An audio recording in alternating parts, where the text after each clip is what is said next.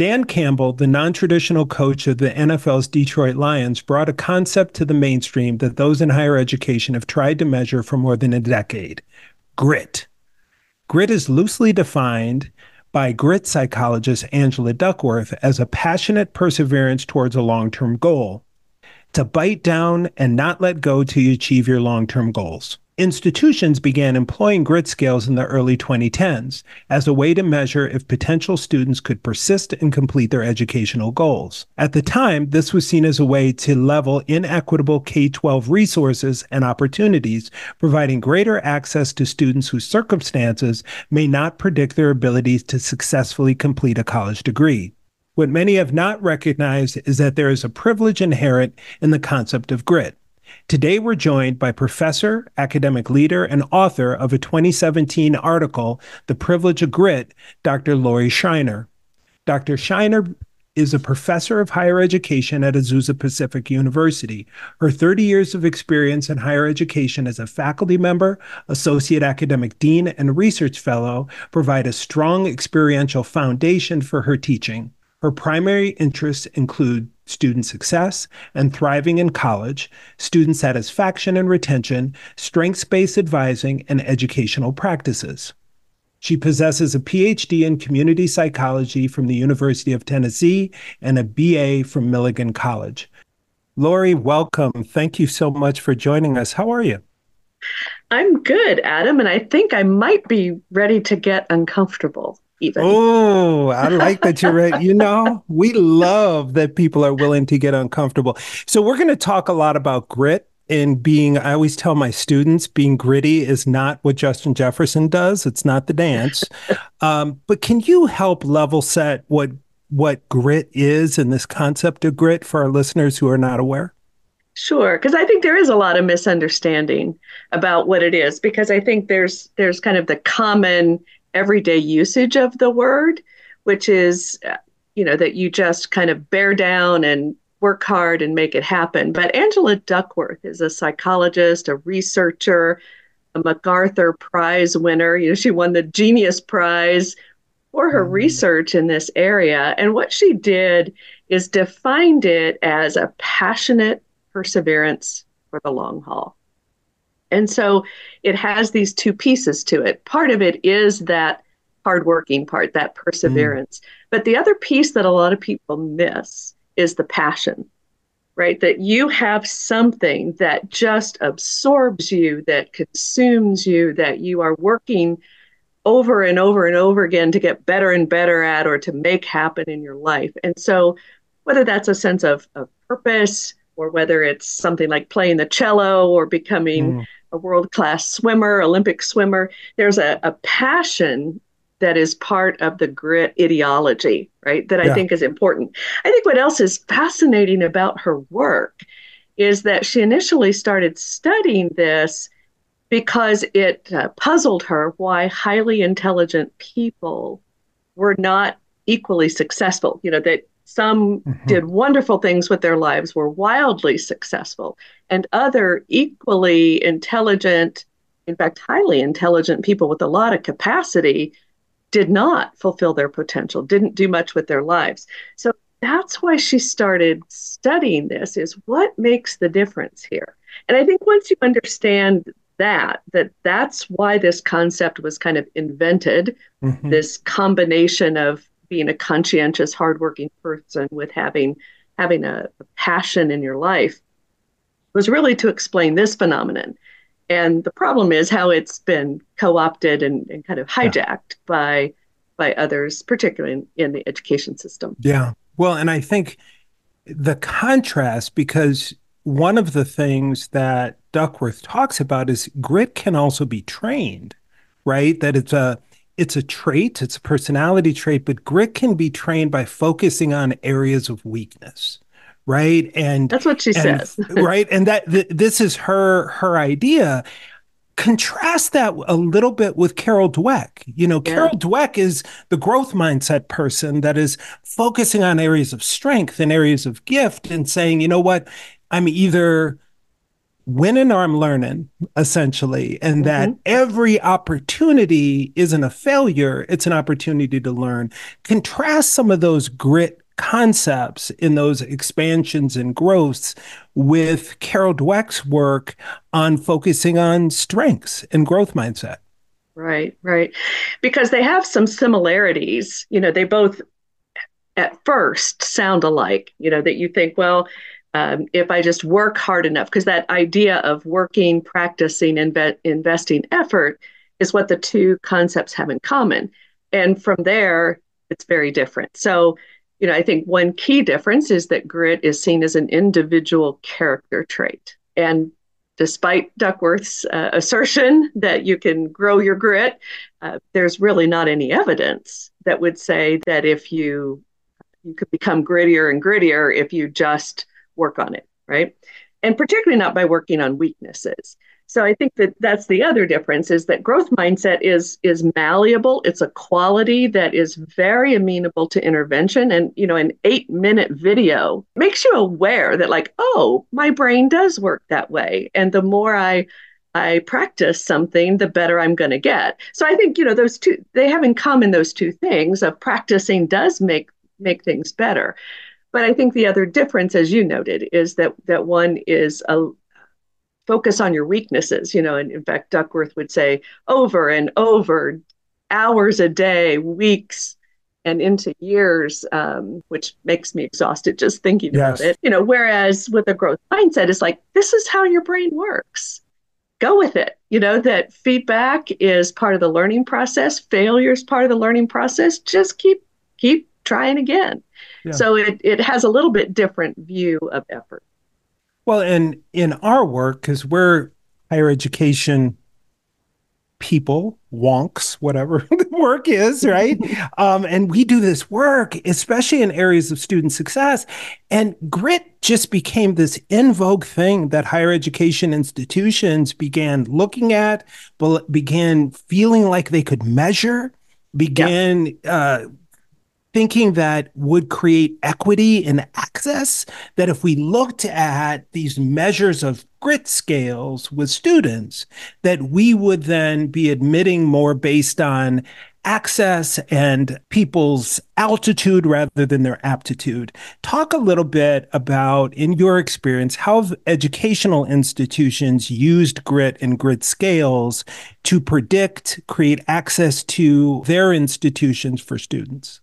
Yeah. So, I think as we are becoming more and more test optional in higher education, there is a swing toward these non-cognitive variables to consider those in the admissions process. And I'm actually a big fan of using non-cognitive variables when they're valid and reliable and predictive of the outcomes we want. I think it does open up some opportunities and levels the playing field in lots of ways. And I think the attractiveness of grit, it's an 8 item scale. So it doesn't take long for somebody to fill it out and you get a number. And I think we're always attracted by that, right? We've got this number that tells us how gritty somebody is. And I don't know about you, but I look at some of the items on the grit test and I don't know how I would score. It says something like, I often set a goal, but later choose to pursue a different one. And I think, oh, that describes me. I have ideation as my Clifton Strengths Finder top strength. And so I'm always jumping on opportunities that I didn't necessarily plan for. And I might change some of the goals midstream because great opportunities come along. So I may not score very well on the grit test. And, is that a bad thing that you've got new ideas? So I think what's happening in admissions is we're looking for ways to open the doors to people who have not historically had many opportunities or have had a lot of barriers put in the way. And the attraction is this is supposedly measurable, and it is. We can certainly give a number to it. But when you look at the research about how much of the variation in success outcomes does it predict, it's about 2%. And so that's not really a lot. That's not often worth spending time collecting data on or saying we really should work on this because it's so highly predictive. It adds to the predictive equation, but not by much. No. Yeah. Yeah. And I think you're spot on. I think to your point, when you start talking about, the students we serve at the institution I work at, Yeah. 25% of our students come from households that make $25,000 or less. We are almost a third first generation, right? We Mm-hmm. admit almost everybody who applies because our president and our university is committed to saying anybody in the Commonwealth can get a degree from Big Blue Nation. And that's a big deal. And there's a lot of institutions like that are of the stature or status of a place like Kentucky who have said, no, we're gonna fly our flag on the people we don't admit rather than the people we do admit and we set up for success. And I think the pieces that you're talking about, oh, I often change my mind. How many majors does a first generation student know? I Right. Yeah. literally Right. talked to a student last week who's pre-med freshman, and we talk, student is struggling in biology and chemistry. Nobody wants a doctor who's struggling in freshman year bio. Let's just be honest. And I said, what made you pick to be a doctor? Well, I just watched a lot of Grey's Anatomy growing up. I mean, that is literally what the student said. And to be honest, she is the rule rather than the exception. Uh-huh. I have Uh-huh. had so many students say that. And then we started unpacking the why, these 7 levels of why. Well, but why? Well, like to help people, but why? And we started going deeper and deeper. And she is now a social work major, Right. Yeah. But a right? lot of Because times, yeah, low income students aren't aware, or students who have not had a lot of experience in higher education or their families haven't, aren't aware of all the different opportunities that are available to them. Yeah. that's right. And in Duckworth's case, she talks about the importance of having supportive people and communities that have high expectations for you. That's in establishing these higher grit levels. Some Mm-hmm. of those concepts are just not available to kids like me or a lot of our students who go to Kentucky or even go to any institutions. How do those ideas of support, because your article does a great job talking about the privilege of grit, how did the idea of quote unquote support have to do with privilege? Right. Well, and I think it's an implicit privilege of grit. Of course, you have access to the resources, to the support that you need to pursue your passion. And I think there's an inherent social class privilege in attending a school that still funds the arts and music and extracurriculars. There is privilege in having parents who can afford to take time off and who have a car and can take you to swim meets, who can afford swim lessons, or even access to a pool reflects social class privilege. So if you grow up in a low income household, there is rarely money or time or energy to pursue your passion. Pursuing your passion is a very middle and upper class concept. It's a luxury that low income households just simply can't afford. So I think Spot on. this emphasis on grit, I think, has the effect of magnifying the income gap.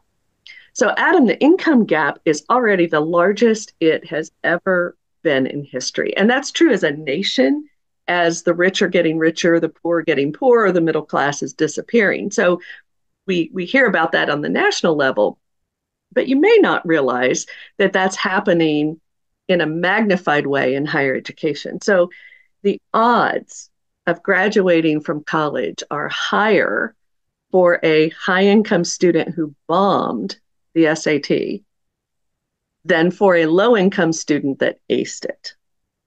And so they both get into college. So something's happening in college that is disadvantaging the low income student.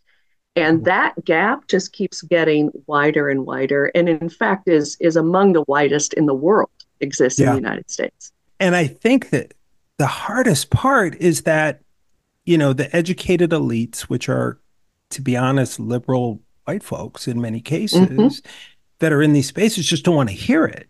Yeah. right? Yeah. I'll often say it wasn't just that our institutions were not made for certain people, they were made expressly to keep certain people out of them. Exactly. Yeah. Right? And how do we unpack those things? And one of the challenges is women, right? Women of color, people of color have always ascribed, when you achieve some success in life, it's this idea of, and it's really baby boomer Gen X thing. We had to work twice as hard to get just as far. Basically saying, well, those people that haven't achieved anything and they're still in the hood or they still haven't achieved or they still weren't able to get a PhD or a master's degree, they just weren't willing to carry enough of the burden, right? This idea of the so-called American dream that if you just work hard enough, no matter what the system, I call it running up the down escalator, like at the Mm, Mall of America, right? If you're willing to do that and stumble and fall, then you have grit. How unpack that a little bit for us?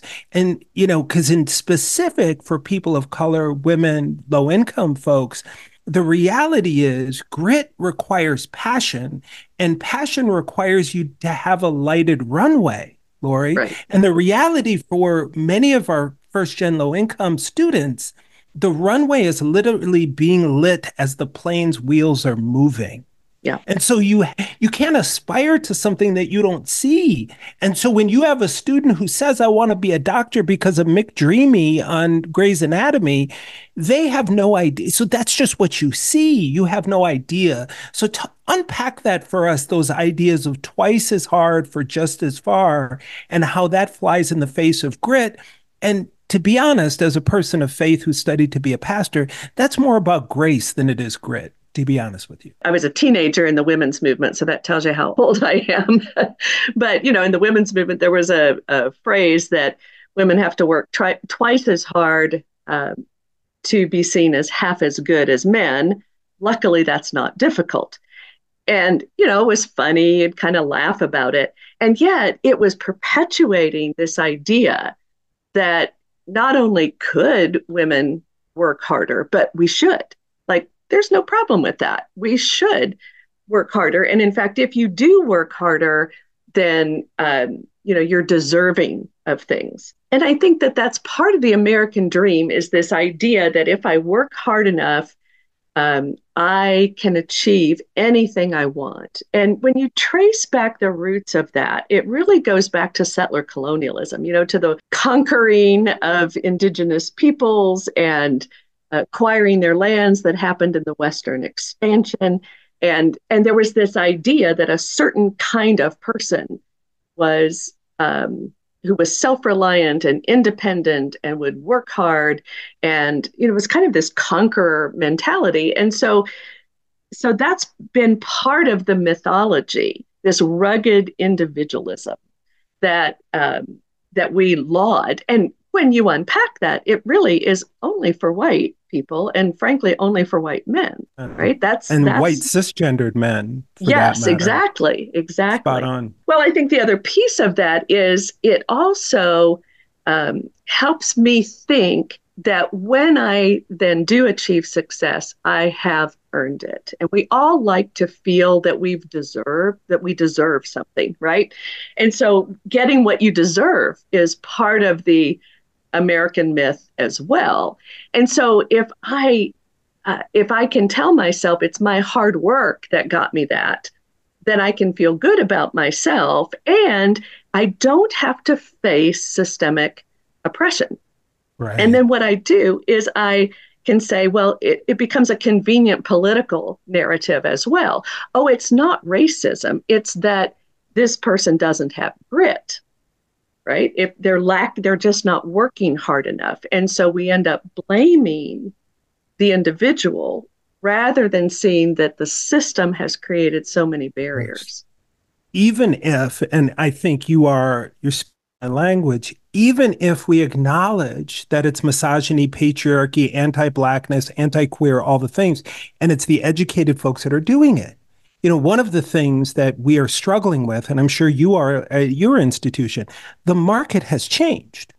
You can Hmm. barely find a faculty member. I mean, everybody's fighting for the same professor. We used to hire advisors, and not so long ago, when I was in Tuscaloosa, Alabama, we get 95, 100 applicants, and we wouldn't even put it in the Chronicle or higheredjobs.com. We'd put it on our own website and throw it on LinkedIn, and you'd get Uh-huh. 100 people. Now we're lucky to get 25 for an advisor job. And it's the same 25 that are Mm. saying, no, we're not going to relocate all the way to the West Coast just for a job. We're going to come to Kentucky because we're either in Kentucky or someone we love is there, period. Hmm. That's the Hmm. only reason.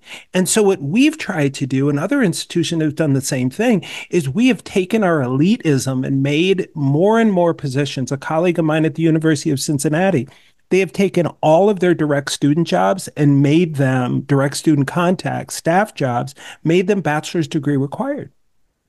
And it took my sister Tara, who said to me, Adam, we did this about equity and inclusion. And I said, so you just didn't do it to get more fish in the net? No, because bottom line is there's a privilege to getting a master's degree. Mm. And we were eliminating all of these people because of our elitism of, well, you have to have a graduate degree to be an academic. Do you really, though? I mean, if you've been out working in the public schools or you've been doing casework at nonprofits, but it's almost this, to your point, this gritty honor that we have of all of the glass that we all have climbed over, and then saying, well, those people just weren't able to do it or weren't willing to do it. They didn't have what it takes. One of the pieces in your article that you talk a lot about is the research of Ken Harbour and the Hmm. importance of feedback on student success, especially from faculty. Right. Talk about that interesting study that Harbour did and the difference of faculty feedback based on the students, because that's Right. interesting. Yeah, it's a fascinating study, and I love sharing it with faculty because it always shocks them. So, the basic study was that uh, faculty were given some papers to grade, and the papers were randomly assigned to faculty. The papers were exactly the same, but faculty thought they were, each reading different papers. The papers were equally mediocre, so they were kind of C-level essays, not that great. But on half of the papers, the student name at the top was stereotypically white, that you would tend to ascribe, you might think that's a white student based on the name. And the name placed on the other half of the papers was one that might be ascribed to a black student in a stereotypical way. So they kind of made that pretty obvious. And then they asked faculty to grade the paper and provide comments or feedback. Well, what happened? Well, the faculty gave the same grades on both sets of papers, but the difference was the feedback. So while they recognized these were kind of mediocre C-level papers, when faculty thought that the student was white, the student got instructive, specific feedback that said, here's what you could do to make this a better paper. You might start with a thesis sentence. You might want to think about this, that, and the other. So they gave instructive, specific feedback on how to make it better. Faculty who had read what they thought was a Black student's paper gave either no feedback or their feedback was vague and not instructive. And so the student didn't know what to do next time. So when I present this to faculty and say the only difference was the perception of the race of the student, they don't believe it. They're just shocked. They're like, that can't happen in this day and age. And it's like, well, yes, actually, it Mm, does still happen all the time. Think about what feedback signal. In fact, I remind my students of this all the time. It's like when you get a lot of feedback from me, you should feel good about that because it means I think you are capable of really doing a good job on this, right? If you get no feedback, it tends to signal, I'm not sure that even with my feedback, you could do better here. And mm. it's such an important aspect of a student's experience and learning is to get feedback from their faculty. And yet the way in which, and it's implicit, Adam, it is not an Yes, intentional, that's right. they're not even aware of it, right? It's just a difference that's very unconscious and Mm, unexamined in faculty. And of course, what we need to do is to help them examine that a little bit and to say what might be going on here, and what kind of feedback should all students be getting right. from Well, faculty. So yeah, and that's why it's this uncomfortable space, right? Because yes, these are well-meaning, progressive, liberal ally folks yeah, who know the Harvard study about the names on resumes, right, right? yeah, And say, well, you all know the Harvard study, right? Where they put the same resume, put one name and it was Tyrone Jackson, the other name it was Blake, um, I don't know, some Koppelman.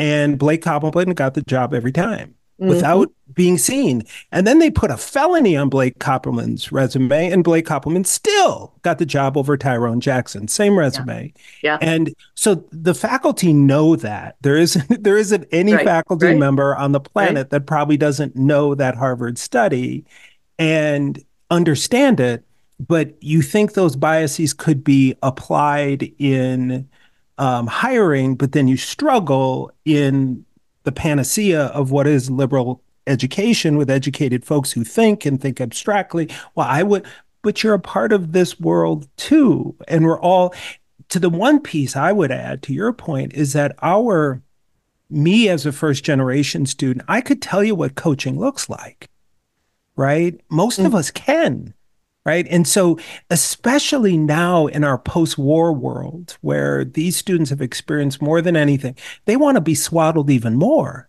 And so, mm-hmm, when you are instructing them, when you are giving them feedback, that feels like care. And so, if you want to create intentional belonging, right? And we're going to get into belonging before Terrell Strayhorn even started doing the work, right? uh-huh, About belonging. But in the end, belonging requires intentionality to water roots deep and wide. yeah, And as a student, you're telling me you give a dang about me, that you're pouring into me because you are correcting, right? right, Even more a student from an impoverished, a rural, a first generation, a woman in STEM who's the only woman in class, and you don't give her, God help you, you're a black woman, right? Or a trans right. woman. You talked about in your article these four dangers of campuses focused solely on grit as a key to student success. What are some of those four dangers, and why did you identify those four? Yeah. Well, I think that these four dangers, when we over focus on grit, when we focus on grit to the exclusion of anything else, the problem with that, Adam, is first of all, it's very individualistic. So it ignores systemic barriers. It ignores systemic racism or sexism or social class inequities or institutional barriers. It absolves us as educators and institutions of any responsibility. And I think that's a problem, because I genuinely believe if we have admitted students, that admission letter is saying to that student, institutional decision makers think that you have what it takes to graduate. So once they are with us, I think it becomes our responsibility, our primary responsibility, to help that student succeed. So when we focus on grit, we are blaming the student. We are, as Estella Ben-Simone from University of Southern California says, we are making the student the author of their own success, right?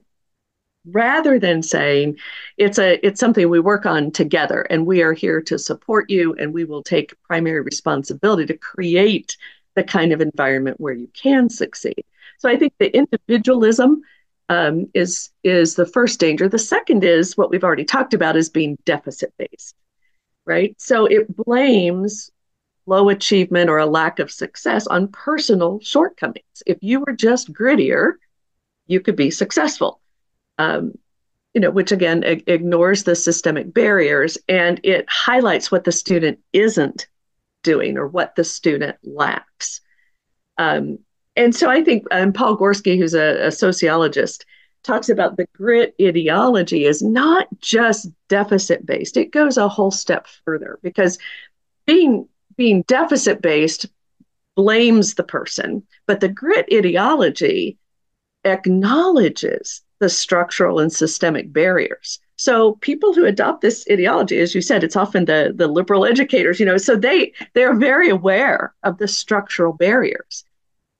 But what they say is instead of removing those barriers, we're going to focus on teaching students how to overcome them. And so that then puts a double burden on the student. Not only are you lacking in grit, but you don't know how to overcome these barriers. And so it's your job to figure that out, because that feels more manageable than trying to change the structures of higher education themselves, or Because to try to it's too remove the barrier. hard. I mean, Yeah, again, yeah, and yeah, not to interrupt, well, to yeah. interrupt, but it's the runway. How in the hell are you going to know what the barriers are if it is all dark? You make a good point. In fact, I was talking to a friend of mine yesterday, and she said, the fact that you own a house, you think that's because you've been successful and you've worked hard, Mm. but your grandmother gave you the down payment, right? And so there's that implicit privilege that we forget about because we like to think that we deserve what we get. And likewise, I'm a person of faith, and I certainly know, and God knows that, literally God knows, I don't deserve it, right? But we all like to think that we do.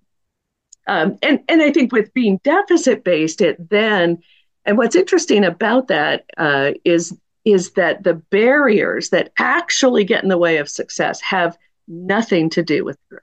So for a low income student, it is the time it takes to commute and find a parking place or pay for that parking permit. It is their ability to pay for books so that they can be prepared to class. It is their need to care for family members or to work a job lots of hours during the week. And that none of that has anything to do with grit, right? And yet we're not doing anything to reduce those barriers. So it's individualistic, it's deficit based, but it's also framed as something that you can cultivate. And I think that's a dangerous seduction. Because to say grow your grit, well, that's catchy, but the research doesn't give us any evidence that it's actually possible. And in fact, some of the research published pretty recently in the Journal of Research in Higher Education, says that the interventions to cultivate grit not only don't work, but aren't worth the investment of time because grit accounts for such a small amount of the variation in student success. So if we're going to focus on an individual quality, and I would actually maintain we shouldn't even do that, but if we're going to, there are even better individual qualities, such as a growth mindset. And then Sure. the final danger, I think, is that we begin to admit for grit, right? That the grit tests are pretty easy to score, but they're also easy to fake, right? And so and my concern is that we get enamored with this and we think, well, we're going to throw out the SAT and other kinds of admissions tests, but we need something. And so we're just going to give this really quick instrument, going to level the playing field. But actually, it doesn't at all. Yeah. It just perpetuates that wealth gap. Laurie, I think one of the things that we tend to be so focused on students sometimes in these spaces of grit and belonging and thriving campus. And then we forget, right, our colleagues that are also from some of these same marginalized communities, right? Mm-hmm, And mm-hmm. folks are often, if you're a faculty or a staff member of color or queer or any marginalized, minoritized identity, you're often meant to be seen, not heard. We like diversity, but we don't like the equity or inclusion. God help us, we don't like the justice that comes Right. with any of that, right? And so, how do we, instead of saying we support all of these things with our students, but then in our own work, we really struggle. And then when we hire different and different acts different or different lives different or different, speaks out or does things, that our first reaction then is to isolate those folks and to vilify those folks. And then what happens is Because the one thing I can tell you about the Black and Latine world in higher ed, we all know each other. And Hmm. we all call each other if is it safe to go work there? Or am I Right? just going to is my known trauma better than the unknown of moving across the country going here? So talk a little bit about what we can do to support the very people, right, who are in the work side by side with us and embody some of that gritty justice thriving work in our own practice with our colleagues, because I think that's where it starts. If we don't do it with each other, how are we going to do that for students? Right. Well, anytime you fly on a plane, they say put your own oxygen mask on first before trying to help others. And I think it's a good word for us as practitioners and educators in higher education is to think we have got to have take care of ourselves and to think and to take care of each other if we're going to be able to take care of students. And so many faculty and staff in the research projects that we've done, when we point out how important they are in student success, sometimes their response is, how am I supposed to help students thrive if I'm not thriving? And I think particularly our colleagues of color are expected to do and end up doing a lot of the emotional labor, right?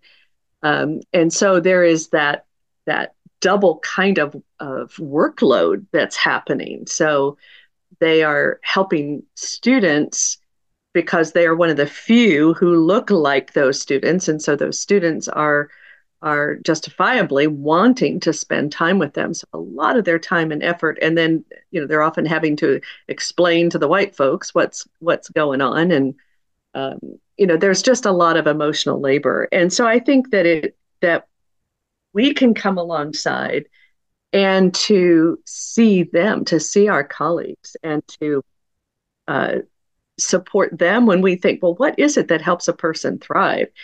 It's being in a culture where you feel not just seen and known, but also trusted, right? When you feel like you can trust others in the culture. So that's what our research has shown about faculty and staff thriving. It's if we can have an institutional climate of mutual trust. How do we begin? How do we begin to do that? And sometimes you have to dismantle the systems that are in place because they're not trustworthy and they are not treating people well. And I think you have to have the courage to call that out and to be willing to say that.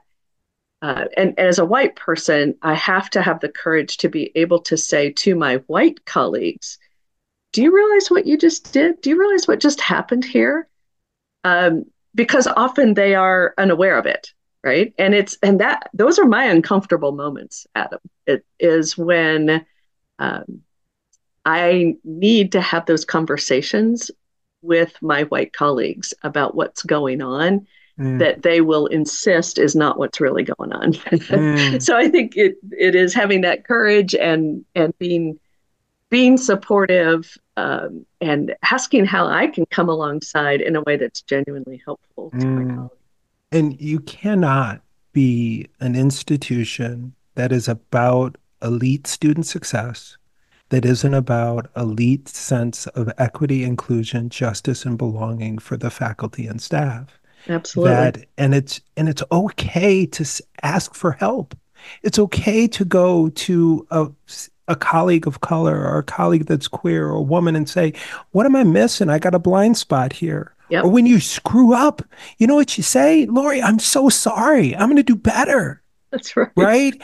That's what this looks like. And Yep. it is so challenging because then what happens is because of our guilt and shame, then what we do is we put more harm on the very person that we victimized. And then Right. you're not creating a thriving campus community or a sense of belonging because your faculty and staff that are a part of those minoritized groups don't feel like they belong, or it's Yeah. a space that they can be their authentic selves and really thrive. Because the fear is if I'm truly who I am and I speak out, or I ask for this, or I advocate for students, then I'm going to be othered even more. And so it's really important. And I wanted to make sure that we got this conversation in here because it's all students, students, students. But I promise you, as a person who's worked on 6 college campuses, and people know who I am, like you can Google me. You know what I'm about. But then I get there and they're like, well, you need to not be all about table tip and foot wash and justice. Well, I'm sorry. I didn't lie to you. I told you who I was. And then when you get there, you're put on a shelf, you're othered, you're, well, you gotta, basically, we love diversity, but because it makes us feel good to have these colleagues that are different, but we really don't spend any time with them and they aren't safe enough around us to be their authentic selves. I have a colleague, Laurie, Tyrone, and Tyrone has spent 38 years in higher education on the front lines. Okay. I said to him one day, name me one white person you've been authentically yourself around. He said 0. Not one. Mm, Not one. And that he isn't doing that for any reason but to survive in institutions that they weren't not only set up not for him to be successful, they were set up for not the students to be successful. And so right. how he navigates it is this performative way and keeping this wall up. Well, if he doesn't feel like he belongs enough to be his authentic self with his colleagues who feel like that they really know Tyrone. They don't know Mm, Tyrone, please. The guy right. organized with Al Sharpton. They have no idea who this guy really is. If he doesn't feel that way, what do you think the students who are on the plane that he's flying feel? Right? Right.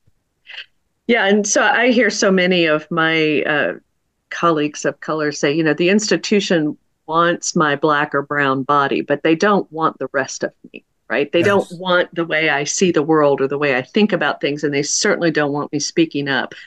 And I think that's a really good point that and in fact, some of my colleagues, Alex Junn and Tabitha Jones Jolivet, have stopped using the word predominantly white institution and they use the word dominantly white institutions Mm, because compositionally we've become more diverse, but our legacy, our leadership, our policies and practices are still white. They reflect white normative values: competition, not collaboration, individual versus community, um, and perfectionism rather than learning, right? And mm, so calling them dominantly white, but I will tell you that publishers and editors will edit me every time when I use that word. They'll say that's not the right word.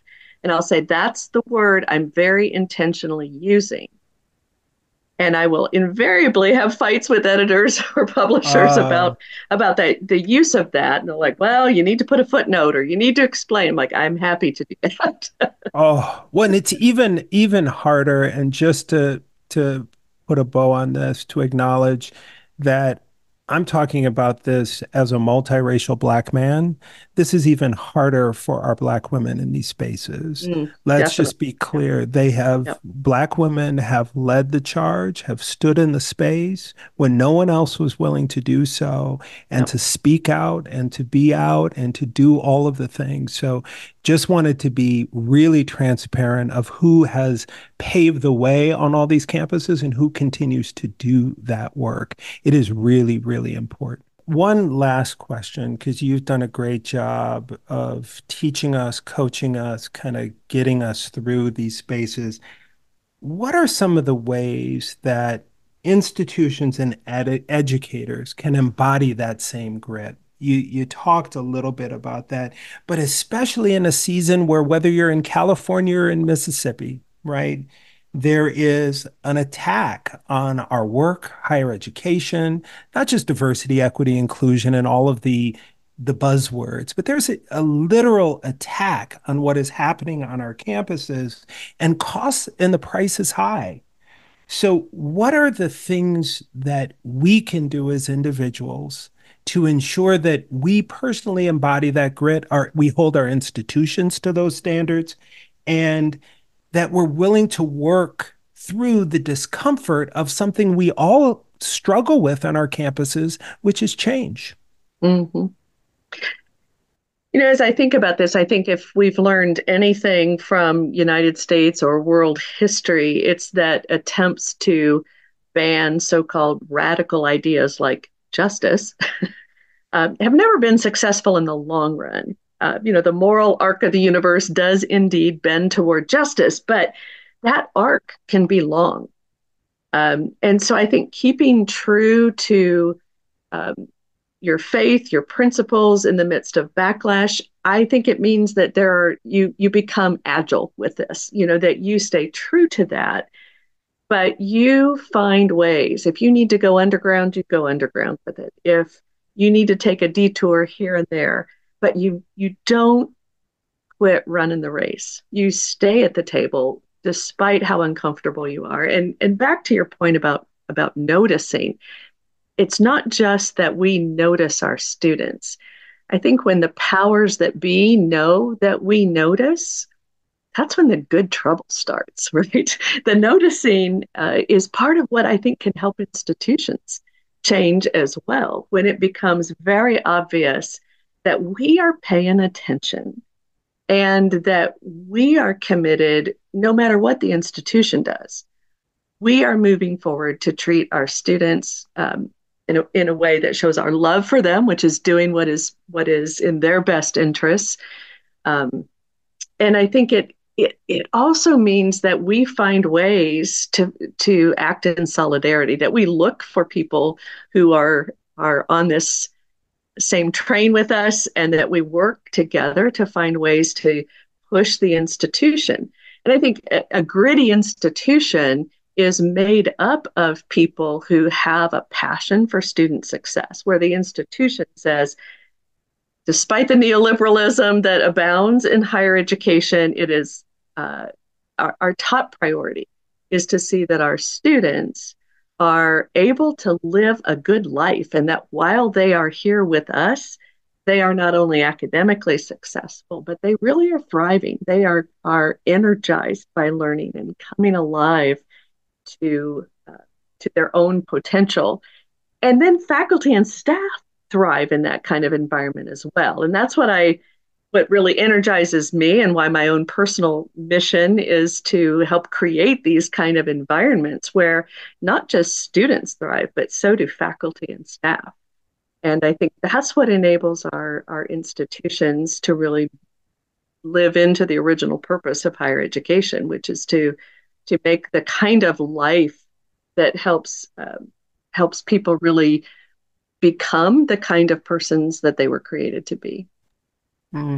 Dr. Laurie Scheiner, thank you so much for joining us today, sharing your wisdom, sharing community, and teaching us about grit, about privilege, and a little bit more about ourselves. Thank you so much for joining us today. Thanks, Adam. We appreciate you joining us for this episode of Get Uncomfortable. There are a variety of ways that you can support the show, including leaving a review, sharing an episode with a friend, or visiting us at getuncomfortablepodcast.com to visit our merch store or request sponsorship information. Until next time, stay uncomfortable.